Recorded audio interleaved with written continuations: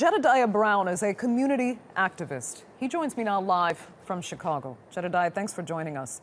What's really most disturbing about the events in Dallas is that a peaceful effort to draw attention to unjust police violence ended in violence against police. How does that affect the cause of an activist like yourself? Well, as it was pointed out, that was as the details are coming out, that this is a lone gunman who was not a part of any organization. It doesn't deter me in the fight and the effort to mending the relationship between community and police, because it is very strained and we are at very high, volatile, and very tense times. But I think for the majority, Americans want to take the high moral ground with this, and we want to remain peaceful. We appear to have lost our connection with Jedidiah. We'll see if we can join him later in the program. But moving on now, we will cross over to other news. Jedidiah, if you can still hear me, I'm being told we do have your connection. Yeah, I'm here. I'm right here. There we go.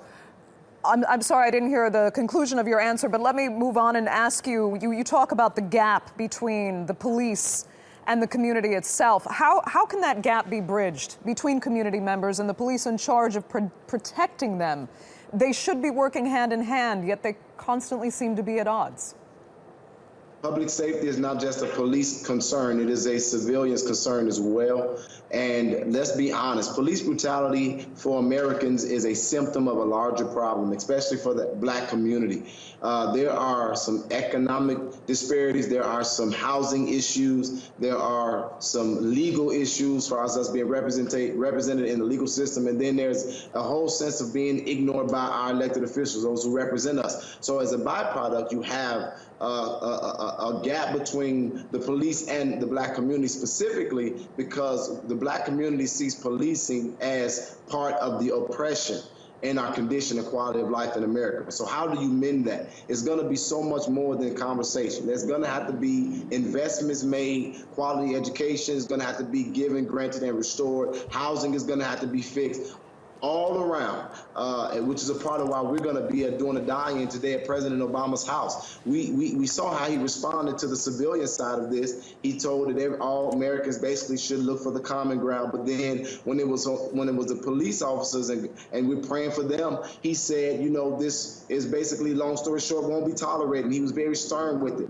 We need the president and the government to be stern across the board and to value all life just as significant and acknowledge the fact that there is a racial conversation and there's a police brutality conversation that really needs to be had here in America, which is why we're calling Obama to call for a summit to the White House on violence and police brutality.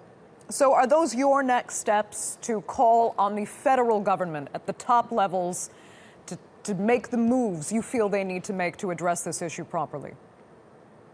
They have to move. They've done too little, and it's getting to a place where people are not just angry, they're deep-seated hurt. And when you have Americans now turning to violence or saying it's okay for cops to be killed, then that tells you that callous places are getting in the hearts of Americans. Those who have been victims of police brutality, which I too myself have been, but I still want peace. And so the federal government has to step in. And they fund these police departments across the country. And, you know, just like, you know, again, I'll use this as another example. You know, just as the woman reported, the president calls the mayor of the city, says, we're going to give you whatever resource you need for the tragedy of 4 officers being slain in Dallas. And I think that that's a great thing, but that is not the same headline that we heard from the president when it related to the ones that were shot by police. We didn't hear that the president called their mayors and committed federal resources. So there needs to be accountability in policing, and there also needs to be a little bit more consciousness of how they address the needs of the civilian side, which is America's most valuable asset.